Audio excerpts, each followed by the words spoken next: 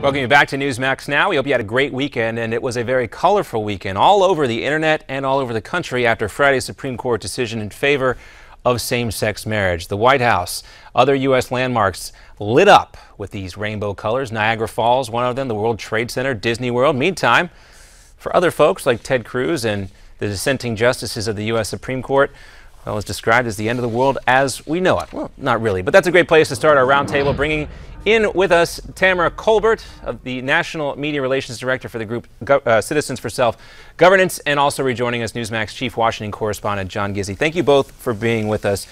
We got your take a little bit earlier, John. Let's start with you, Tamara. As we look at this, yesterday in Time, an op-ed from Kentucky Senator Rand Paul, quote, "Since government has been involved in marriage, they have done what they always do, taxed it, regulated it, and now redefined it. Perhaps the time has come to examine whether or not governmental recognition of marriage is a good idea for either party." Now, talking about the federal government here, but marriage is intertwined in our everyday lives, tax breaks for children and families, mortgages, things like that. Can we really separate government from marriage now? Well, I think Rand Paul is onto something, but I think that when you look at marriage and what happened with the Supreme Court decision on Friday, he's right on the money, because I think the federal government not only should get out of the marriage business, they should get out of the housing business, the welfare business, the private property business, and all the other businesses like healthcare, where they're doing nothing but abusing the citizenry for issues that really belong to the states. And John, as we continue to talk about how these 2016 candidates craft their response to the Supreme Court, what was your take on Rand's op-ed piece?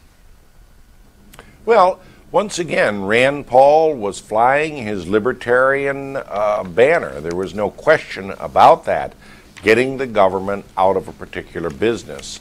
I would say, though, that if the government ever took that step, it's not as easy as it sounds. The tax code, which alternately over the years has favored single people, now it seems more skewed toward married people, would have to be drastically rewritten. It may well have to be rewritten right now. It's a lot more difficult than it seems to simply say, let's get government out of this business, because there's a lot of laws that make reference to it at this point. Yeah, and that's exactly what we're referencing here. Rand Paul loves to fly, as you mentioned, John, this libertarian flag here, but he does seem a little bit detached from reality. If you're going to be the presidential candidate, the nominee for the GOP, you have to provide a real response here, and it doesn't appear that he's doing that in this op-ed. Well, I would say that one of the things about op-eds is they don't provide an opportunity for follow-up questions the way a press conference would, or interacting with questioners online or a town meeting.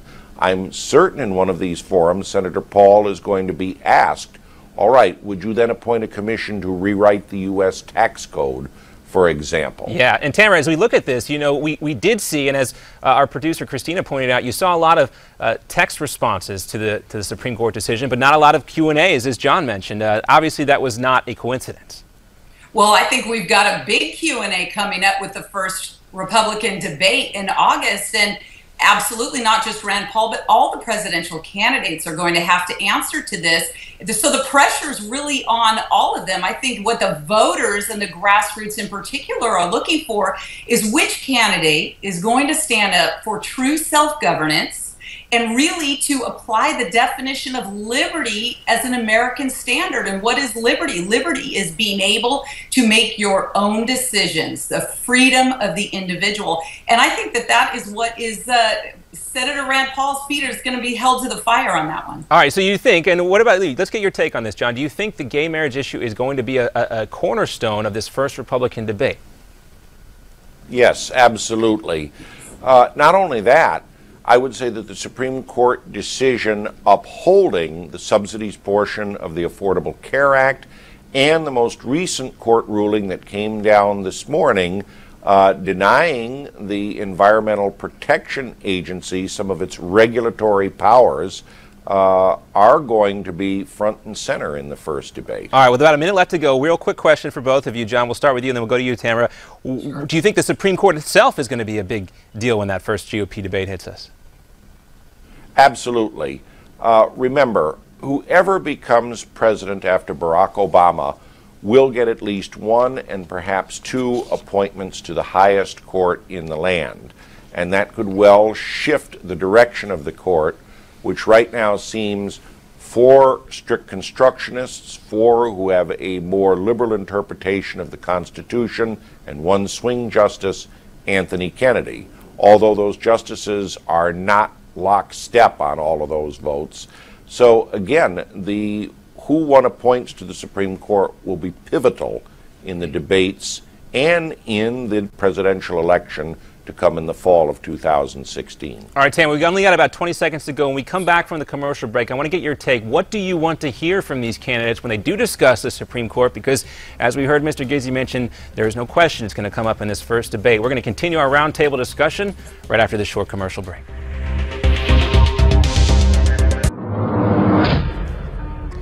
All right, welcome you back to the roundtable here on Newsmax Now. With us, Tamara Colbert from the National Media Relations Director for the group Citizens for Self-Governance, and Newsmax Chief Washington Correspondent John Gizzi. Tamara, let's give you a chance to weigh in here. I want to get your take when you're watching this first GOP debate, the 10 candidates up on stage. What do you want to hear from the potential nominee as they make their case for the types of justices they would appoint to the U.S. Supreme Court? Well, actually, I want a presidential candidate to stand up there and talk about the ways that they are going to limit the federal government's power, and that would include voting for justices to the Supreme Court that follow the rule of law and use the Constitution as the litmus test. I think what we're seeing now is nothing but it's beyond judicial activism. What we had this last weekend is looking at judicial tyranny. When you think about what the Supreme Court has taken on and decided, again, these are decisions that should be left to the state level. And actually, I want a presidential candidate to talk about what they are going to do to bring back power to the states and really let the people decide on things that really should be done at the local level. Now, because I'm reading an article here from Politico that's up online today about some of the staffers who worked for George W. Bush. They quote a 2006 stump speech when President Bush said, "Another activist court issued a ruling that raises the doubt about the institution of marriage. We believe that marriage is a union between a man and a woman and should be defeated. I will continue to appoint judges who strictly interpret the law and not legislate from the bench." Of course, this is the man who appointed John Roberts.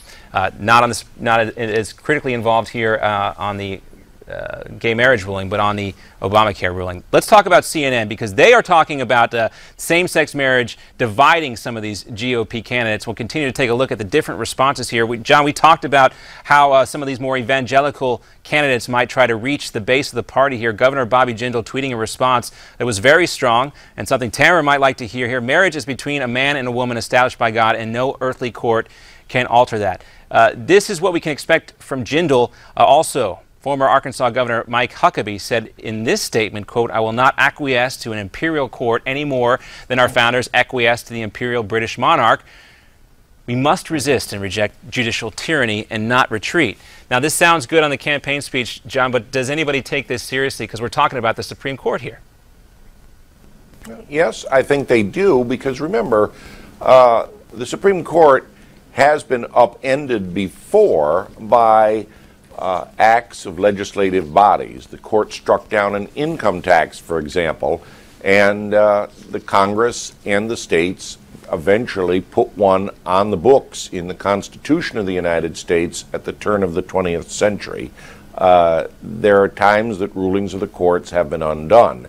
Now, it takes a long time and it takes a long process. Whether or not a president can deliver on that using his office as a bully pulpit remains to be seen. What is inarguable, though, is that this is an issue that will not go away with the base that participates in the nomination process. So while one may blanch a little bit at the strong language of Governors Huckabee and Jindal, one has to be used to it, because we are going to hear it for a while on the campaign trail. Okay, so a preview of what we might hear coming from that part of the Republican Party. Meantime, former Florida Governor Jeb Bush released a statement. Again, another statement coming out here, very telling, not actually an interview. "In a country as diverse as ours, good people who have opposing views should be able to live side by side. It's now crucial that as a country we protect religious freedom and the right of conscience, and not discriminate." It does seem to me, Tamara, here that Jeb Bush is almost kind of punting on this issue. Well, absolutely. And why wouldn't he? We haven't had the debate yet. I think what you look at from politicians, really, what are they all about? Hey, Hillary and Barack Obama both flip-flopped on this. I find it interesting. They aren't held to the standard of, oh, well, you were against this when you were running initially in 2008. Now you're for it. Look, politicians want to get elected. That's why they're politicians. They're going to say as little as they can now to close the deal later. Do I expect Jeb Bush to flip-flop? I absolutely do. And I am not looking for Jeb Bush to be the pillar of Judeo-Christian values that our nation was founded upon. I think he's far from that. All right. Well, let's also take a look at Rubio's statement, too, because he might be accused of punting here. While I disagree with this decision, we live in a republic and must abide by the law. A little bit different than his tactic from a recent interview not too far back, John. What do you think about Rubio's take in reaction to the Supreme Court? Look, every one of the candidates, almost to a person, is going to be critical of the Supreme Court decision and restate his or her belief that marriage is a union between a man and a woman. Now, to what degree they go may differ a little bit. Some may just simply recognize that the court has spoken. Others may go a step further, as Governor Walker has, and say that a constitutional amendment is needed to define marriage once and for all. My guess is that as the campaign goes on, they will eventually all probably endorse the constitutional venue for changing a decision. We'll see where it goes. Scott Walker's out in front of that one. Thanks so much for being with us, John Gizzi and Tamara Colbert. More to come right after this.